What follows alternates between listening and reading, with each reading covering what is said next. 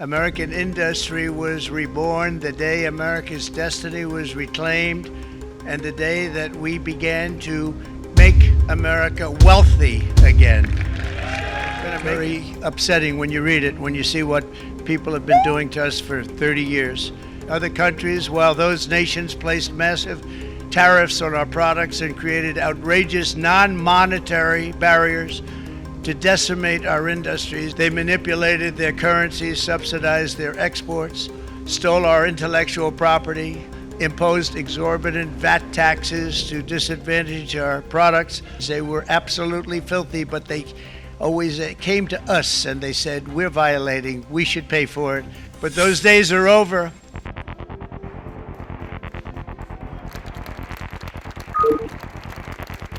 China, 67%. That's tariffs charged to the USA, including currency manipulation and trade barriers. So, right in that Oval Office, right over there, right behind the Resolute desk, or whichever. Today, the United States has for decades charged a 2.5 tariff. The European Union charges us more than 10% tariffs, and they have 20% VATs, much, much higher. India charges 70%, and perhaps worst of all are the non-monetary restrictions imposed by South Korea, Japan, and very many other nations. As a result of these colossal trade barriers, 81% of the cars in South Korea are made in South Korea. 94% of the cars in Japan are made in Japan. None of our companies are allowed to go into other countries. And I say that friend and foe, and in many cases the friend is worse than the foe in terms of trade.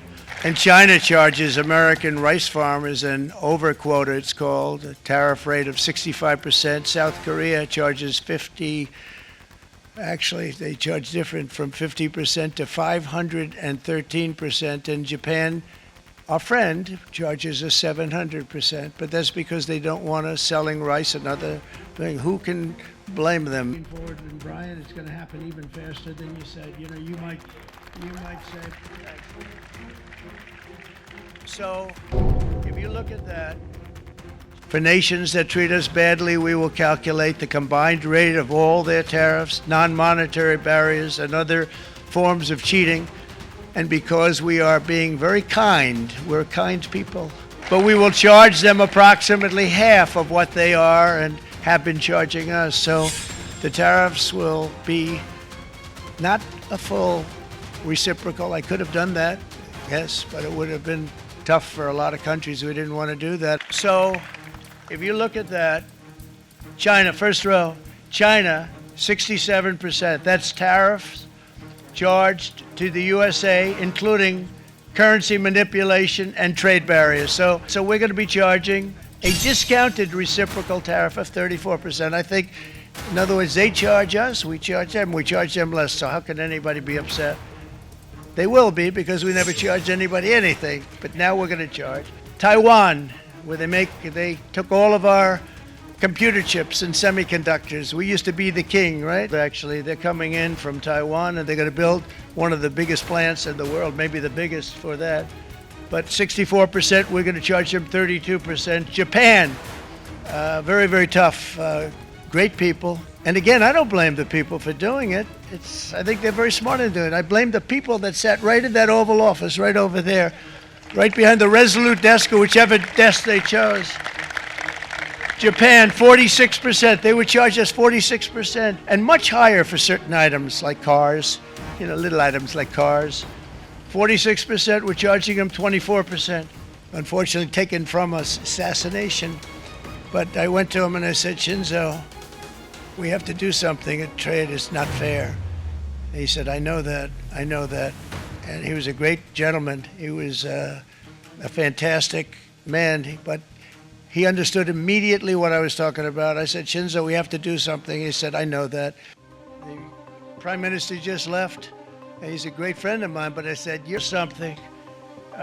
If you look at Switzerland, 61% to 31%. Indonesia, Malaysia, Cambodia. Oh, look at Cambodia, 97%.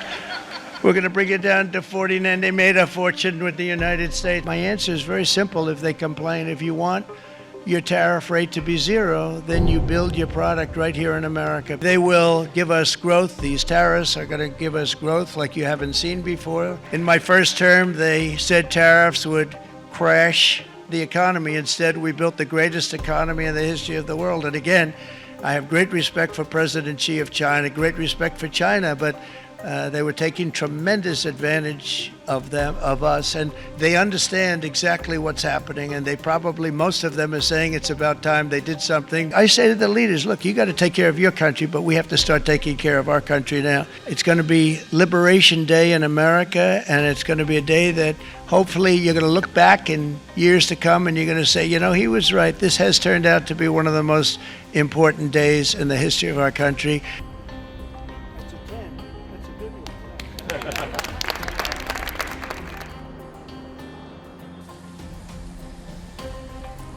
And it's been an honor to be part of your team getting this ready for you. Thank you. Thanks, sir.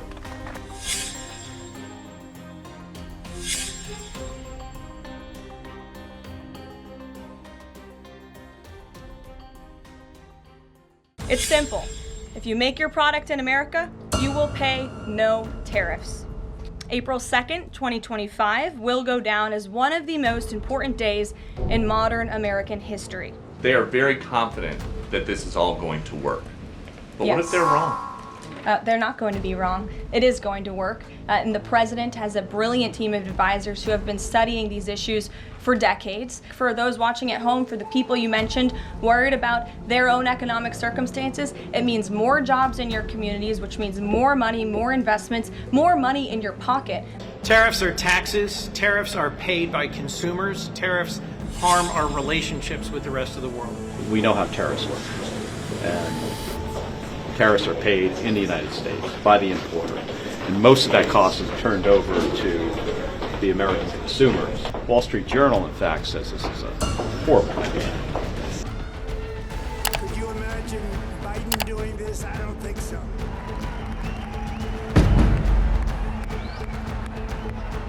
You have to trust the president's instincts on the economy, okay? And why? This isn't blind faith. Remember what he accomplished in the first administration. Prices are up, stock market's down, the risk of recession is climbing, consumer confidence is in the gutter. Are you better off than you were 72 days ago under this president's leadership on the verge of his so-called Liberation Day that's going to drive prices up even more? President Trump says, quote, I couldn't care less if prices go up to American families. America, you hear that? Donald Trump says he couldn't care less if you pay more. This will be the largest tax increase on American consumers in modern times. End of story.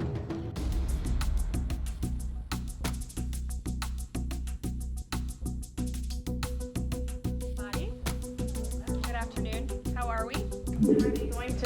Is the White House going to? Some that companies or countries, if they change their policies either before tomorrow or after tomorrow, can have the president alter what he's planning for that country or that sector. Is that a possibility? And if so, what factors the president consider in making those changes? Well, the ultimate change for these companies and these countries, Mark, will happen when they decide to do business in the United States of America. Something today or later in the week that's a pledge for future activity, would that be good enough potentially to alter the policy?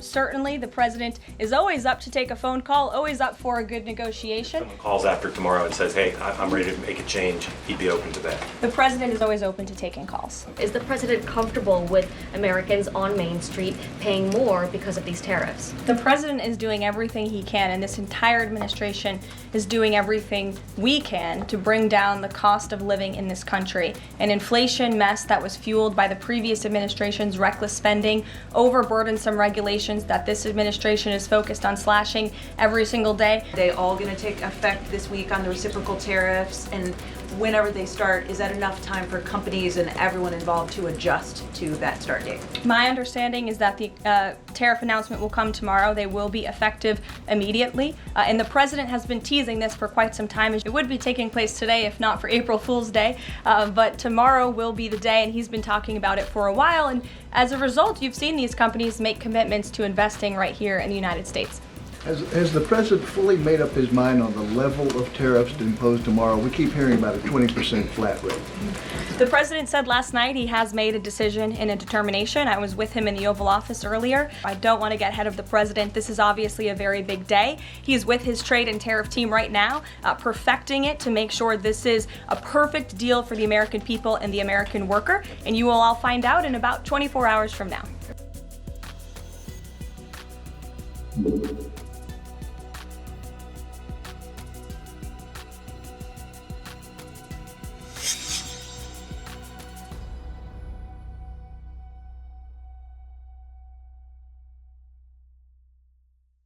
To follow up on China, China, South Korea, and Japan say they're going to work together in cooperation to respond to the tariffs that you're going to put into effect this week.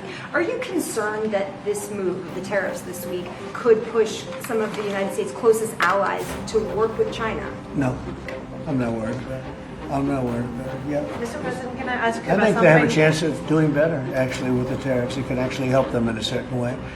And I think a lot of them will drop their tariffs because, you know, they've been unfairly tariffing the United States for years. And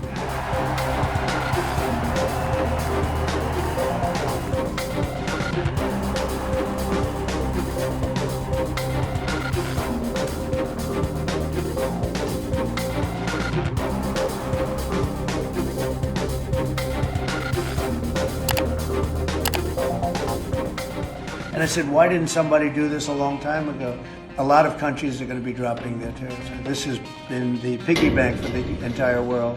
You know, I call it a lot of different names, but it's really, in a sense, it's a rebirth of a country because we help everybody and they don't help us. I really, the term I like best probably is the liberation of America. It's the liberation of this country. They had a lot of auto plants being built in a certain country.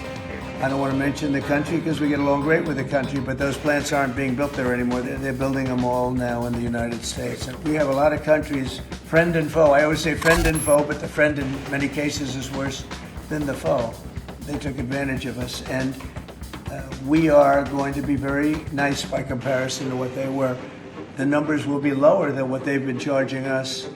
And in some cases, maybe substantially lower, but we sort of have a world obligation perhaps. But we're going to be very nice. Relatively speaking, we're going to be very kind. He said, who doesn't know me very well, they said, you're such a kind person. And I said, say that again. They said, you're a kind person. I said, I've never heard that before. It was a weird statement. I was kind. I've heard of words that, I don't know, I better not tell you. You know, I've been called a lot of things, but it's sort of a different kind of a word. It's like an old-fashioned word, isn't it?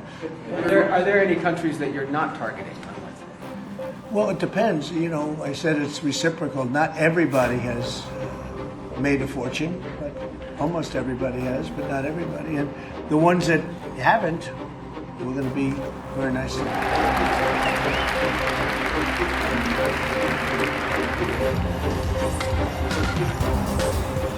And what about the scope of them? He said yesterday he would be more generous. What does that mean?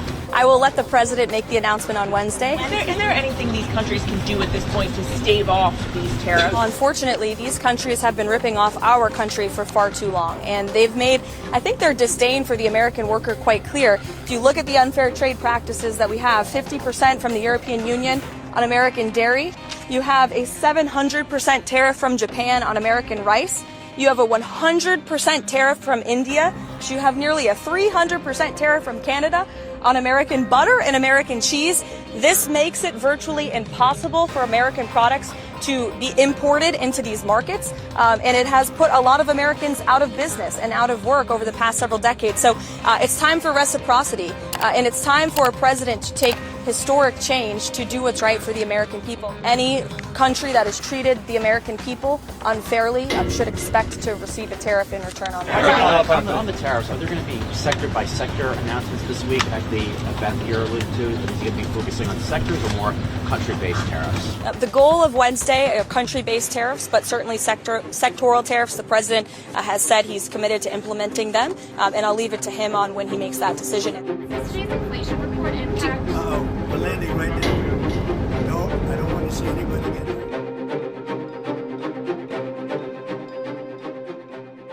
If you were allowed, for some reason, to run for a third term, is there a thought that the Democrats could try to run Barack Obama against you? I'd love that. For his third term? Boy, I'd love that. That would be a good one. I'd like that. They do say there's a way you can do it, but I don't know about that. But I have not looked into it. I want to do a fantastic job. We have 4 years just about.